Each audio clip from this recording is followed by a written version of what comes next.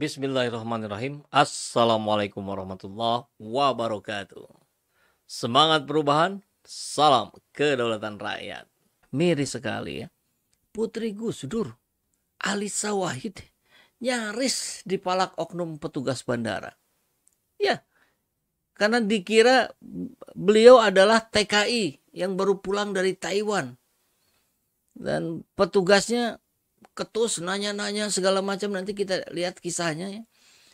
Dan ini sudah lama sekali katanya memang begini keadaannya. Nah, jadi kapan ini dibenahi Ibu Sri Mulyani yang memimpin Bea Cukai ya? Maaf, nyamber katanya. Suatu ketika saya pulang dari konferensi di Taiwan. Di Cengkareng saya diarahkan menuju meja pemeriksaan yang di dalam itu. Memang konferensinya dari Taiwan ya. Mbak petugas nanya, kamu pulang kerja di Taiwan ya? Berapa lama kerja di sana? Bawa apa saja? Buka kopernya. Kan kurang lebih kita bisa bayangkan intonasinya begitu ya. Kalau memang ketus dan bahkan seringkali membentak-bentak. Ini cerita lanjutannya. Saya buka koper sambil dia minta paspor. Saya (2) ya. Cuma 3 hari di Taiwan. Kerja apa 3 hari di Taiwan? Kok bawaannya koper gede? Beli apa saja? Emang dibayar berapa? Dijawab sama Alisa Wahid, konferensi. Kok kamu bisa belanja dan bawa barang banyak? Kamu kerja apa? Dedes. Dedes nih, saya nggak tahu ya, tapi tadi saya googling ini apa, menakutkan gitu ya.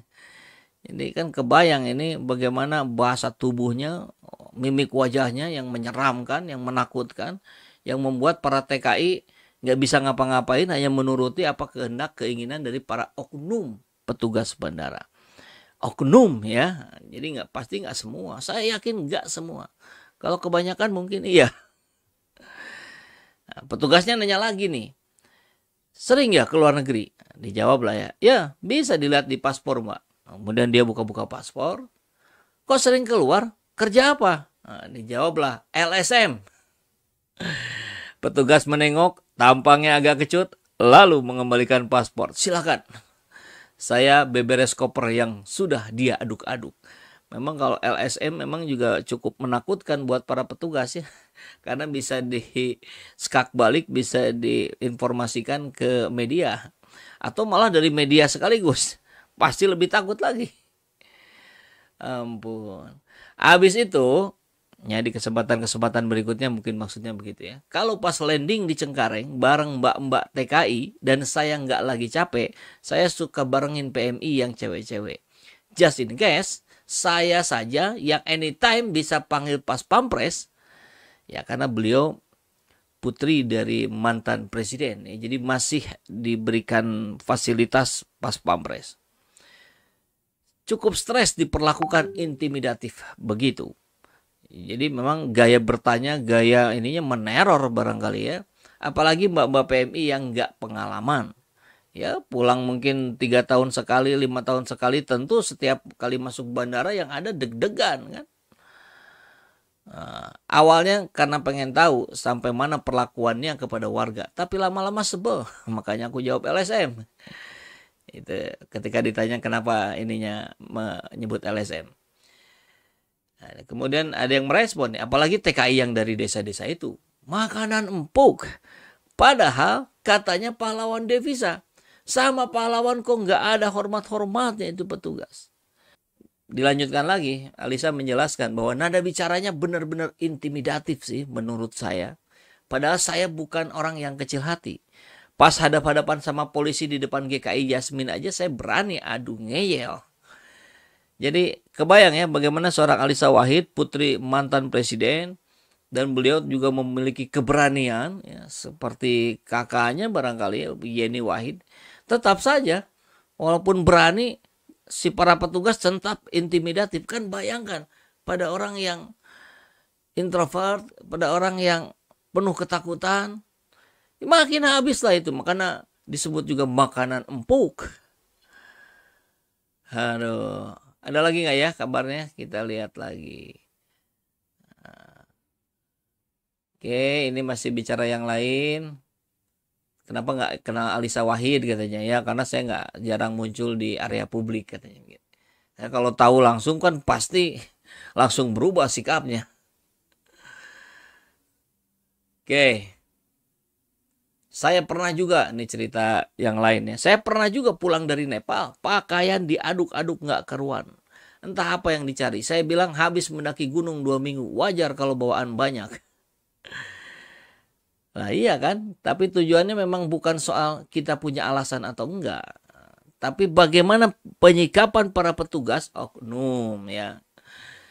Bagaimana penyikapan para petugas devisa, petugas bandara terhadap para pahlawan devisa yang sama sekali tidak menunjukkan hormat-hormatnya sedikit pun.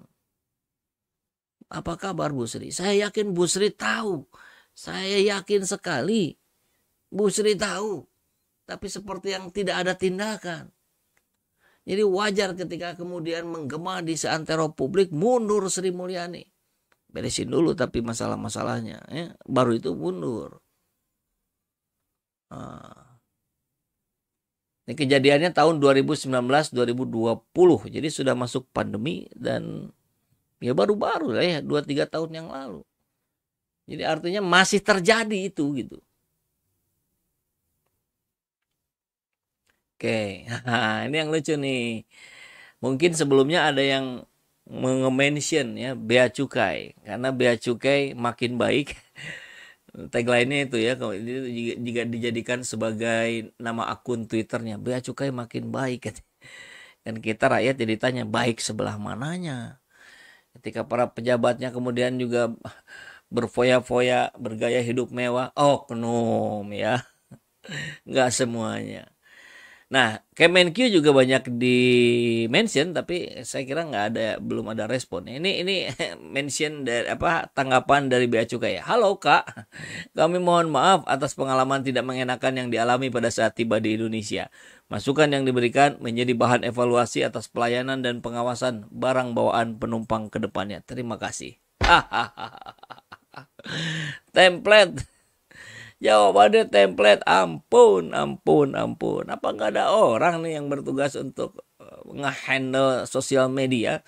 Kan sudah ada. Masih juga diserahkan ke Google ya, ke software pembalas otomatis gitu. Luar biasa ini. Lebih baik nggak respon kalau responnya kayak begini. Ampun ya. Ampun. Nah, kita akan coba lihat. Ini dari mana? Nah, Alisa Wahid merespon dari ceritanya dari sini. Rangkaiannya ya, dari Rudy Valinka. Hal-hal seperti ini yang akhirnya membuat publik menjadi kesal dan marah dengan jajaran terdepan @Kemenq RI. Mulai dari AR di pajak, akun representatif kalau nggak salah ya AR itu, hingga petugas bea cukai di bandara dan pelabuhan. Common sense menjadi hilang, berubah menjadi tidak logis, menyeramkan dan menyebalkan. Perbaikan yang dijanjikan oleh SMI Sri Mulyani Indrawati ya, kalau nggak salah I-nya masih terus ditunggu, tapi sayang ternoda sama hal-hal seperti ini. Dan noda ini sudah sangat lama, bukan baru kali ini saja. Bukan hanya dulu saja, sekarang pun masih. Ini pengalaman testimoni dari banyak orang. Ini ceritanya nih. Dari Fatimah Zahratun Nisa. Tapi ya, meskipun mereka akhirnya percaya aku menang lomba, masih ditanya lagi, kamu ada uang berapa sekarang? Bisa bayar berapa? Wah, kacau, emosi banget. Hadiah sendiri masa disuruh bayar? Aku jawab 5.000 buat ongkos naik angkot pulang. Jadi Fatimah ini ikut kejuaraan nyanyi di Jepang, dapat hadiah. Hadiahnya bukan uang, piala. Nah, pialanya itu harus untuk biaya bea cukainya barangkali ya, harus bayar 4 juta. Gila gak sih? Gila dong. Ngeri kali ini. Nah, ini penjelasan ininya ya, tambahannya. Fakta Indo, seorang pemenang acara nyanyi di TV Jepang mengalami masalah saat ingin membawa pulang piala yang dimenangkannya ke Indonesia. Karena piala tersebut terlalu besar untuk dibawa di pesawat dan ditagih pajak bea cukai sebesar 4 juta rupiah. Padahal piala harga berapa sih kalau kita bikin nih di tukang bikin piala?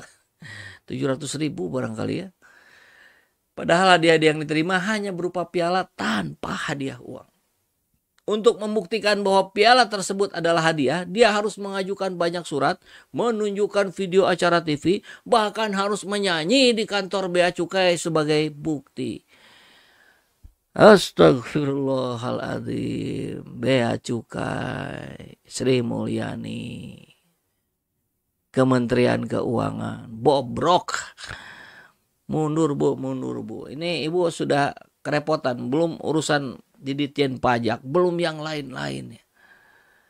Kalau ibu punya jiwa besar, lebih baik mundur setelah dibereskan persoalan-persoalannya.